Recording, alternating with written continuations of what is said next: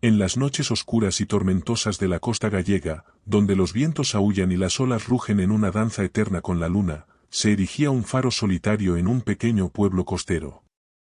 En ese pueblo, los habitantes vivían bajo la sombra de antiguas leyendas y oscuras creencias, adorando a los profundos, criaturas del océano que se decía que dormían en las profundidades insondables.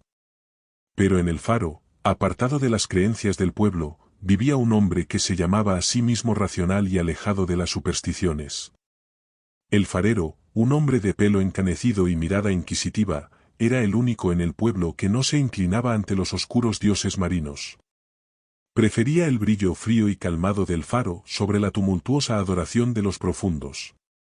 Pero en una noche particularmente oscura, la curiosidad se apoderó de él y lo llevó a los límites de su razón.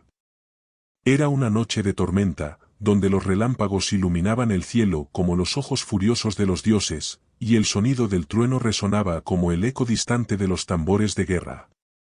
Desde la ventana de su faro, el farero vio a los habitantes del pueblo, ataviados con ropas andrajosas y ojos exaltados, dirigirse en procesión hacia unas cuevas ocultas en los acantilados. Intrigado y temeroso, decidió seguirlos, guiado por una curiosidad que pronto se convertiría en su perdición. Siguiendo sigiloso la sombra de la procesión, el farero llegó a las cuevas donde los aldeanos, con antorchas titilantes, se adentraban en las profundidades de la tierra. Con el corazón latiendo en su garganta, el farero se unió a ellos, ocultándose en las sombras mientras los seguidores de los profundos entonaban cantos incomprensibles en lenguajes olvidados por el tiempo. A medida que avanzaban por las cavernas, el farero se encontró con símbolos oscuros y grotescas estatuas talladas en la piedra, representaciones de criaturas con tentáculos y ojos sin párpados que parecían observar desde el mismo abismo. La procesión finalmente llegó a una cámara profunda, donde un altar siniestro estaba iluminado por la luz parpadeante de las antorchas. En el altar yacía una figura humana, inmóvil y temblorosa, cuyos ojos reflejaban el terror más profundo. En ese momento, el farero comprendió el horror de la situación. Era un sacrificio en honor a los profundos, un tributo oscuro que se llevaba a cabo en las noches de tormenta para apaciguar a los dioses marinos y asegurar la protección del pueblo. Antes de que pudiera reaccionar, fue descubierto y apresado por los aldeanos, quienes lo arrastraron hasta el altar con la mirada despiadada de quienes han perdido su humanidad. La ceremonia estaba a punto de comenzar cuando, con un último acto de desesperación, el farero logró liberarse de las cuerdas que lo ataban y huyó de las garras de los adoradores de los profundos. Corrió sin aliento a través de las cavernas y emergió en la noche tormentosa, con la lluvia azotándolo y el viento llevándose sus gritos de terror.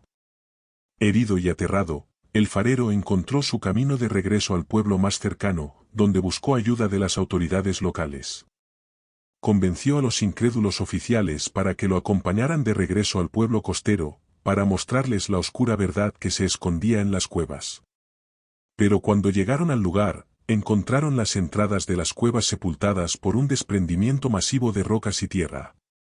El pueblo, que una vez fue el hogar de los adoradores de los profundos, ahora estaba desierto. No quedaba rastro de vida humana, solo el eco lejano de las olas y el susurro del viento llenaban el vacío dejado por los habitantes desaparecidos. Las autoridades y el farero exploraron las cuevas, pero encontraron solo silencio y oscuridad.